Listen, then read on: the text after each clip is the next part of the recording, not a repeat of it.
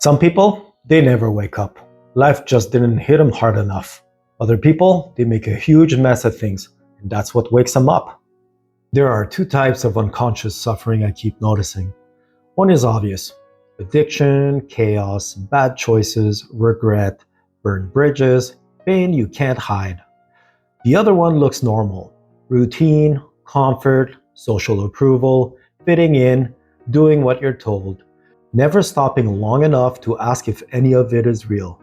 Both paths can be full of illusion, both can be full of misery, and both still end up in death. So the question is not who looked better, the question is who actually woke up. And that's the part people avoid. A clean life can still be fake, and a normal life, it can still be empty. Pain, it just exposes it faster. When you really make a mess of things, reality starts closing in.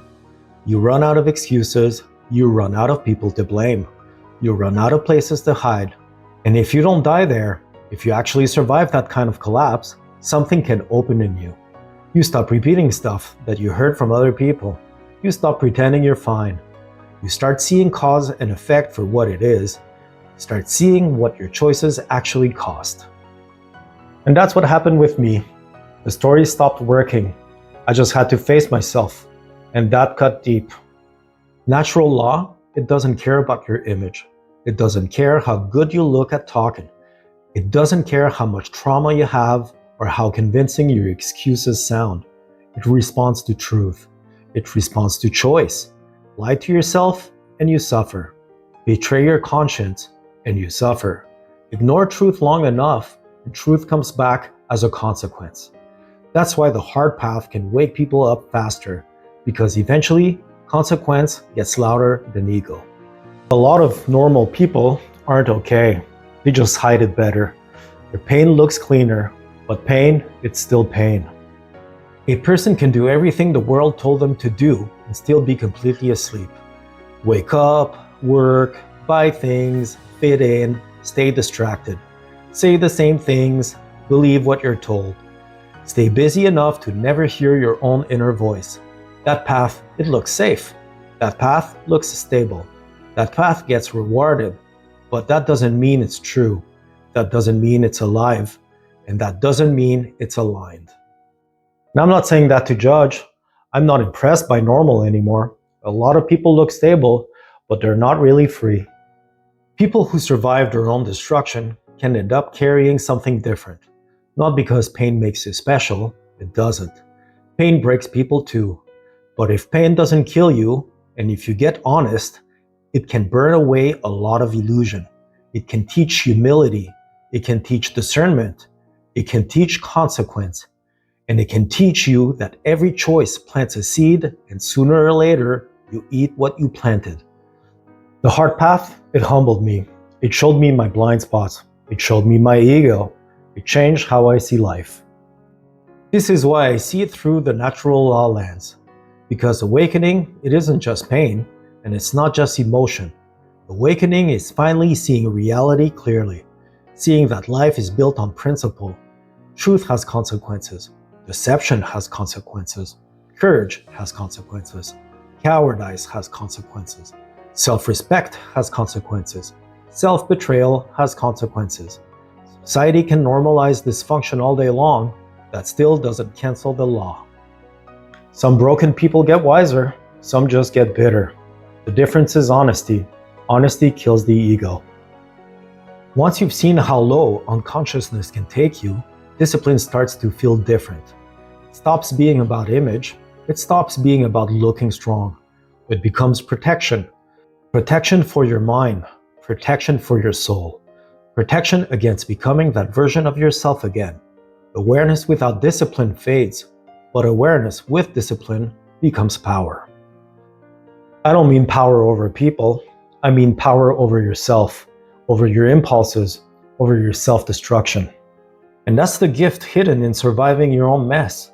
You get harder to fool, harder to hypnotize, less impressed by surface, less desperate for approval, less willing to betray yourself just to belong. You start listening inward more. You start moving from conscience instead of conditioning.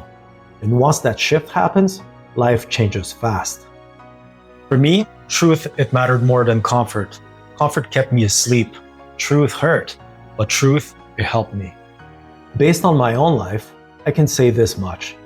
The mess nearly took me out, but it also forced me to see things I might have spent decades avoiding. It showed me how blind I was, how disconnected I was, how much ego I had, how much damage unconsciousness can really do. And once you see that clearly, you don't get to go back to pretending. You either keep lying or you start rebuilding from truth. That's the real divide. Honest people and dishonest people. People who look in the mirror and people who run.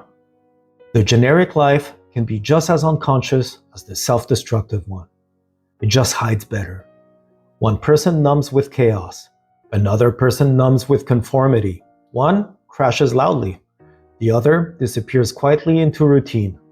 But if neither is aligned with truth, both are suffering in different forms. And natural law keeps reflecting that back, one consequence at a time. I'm not glorifying pain. Pain is brutal. A real mess, it takes a lot out of you. Sometimes almost everything. But I am saying this, if you survive the hard unconscious path, and if you stop lying about it, life can give you a kind of awareness that comfortable people often never reach. You stop chasing illusions so easily. You stop mistaking comfort for peace. You stop confusing approval with alignment. You get sharper, more grounded, more real, more dangerous to lies. That awareness, it's real power. Not ego, not image, just clear sight. Real power is seeing clearly and choosing better. Real power is suffering without becoming poison. Real power is learning without turning your wounds into your whole identity. Real power is walking away from what poisons you, even when part of you still wants it. Real power is choosing truth after you spent years running from it. Some of the most awake people didn't come from clean lives. They got humbled hard, and they saw clearly after. So if your life became a mess, that doesn't automatically mean you're weak. It might mean reality hit you harder. It might mean you got dragged into lessons other people keep postponing forever. It might mean your path to awareness came through fire instead of comfort. And if you survive that fire with humility, honesty, and responsibility, you don't just recover, you change. And that's what matters now. Not looking good, not looking normal, just being real. I care about building a life that's actually aligned, a life rooted in truth, a life guided by conscience, a life that learns from pain instead of repeating it. Because once you've seen what unconsciousness does, you stop wanting to decorate it. You want to leave it. You want to build something cleaner, something honest, something real. Maybe the mess was exposure. Maybe it showed me the truth. Maybe the fake self had to break. Maybe that's where it all starts. Awareness, discernment, inner strength, pattern recognition, respect for consequence, respect for truth, respect for life. And if you carry that forward the right way, the mess that once looked like your downfall can become the thing that woke you up. Some people, they stay comfortable and they stay asleep. Some people, they break hard and they finally see.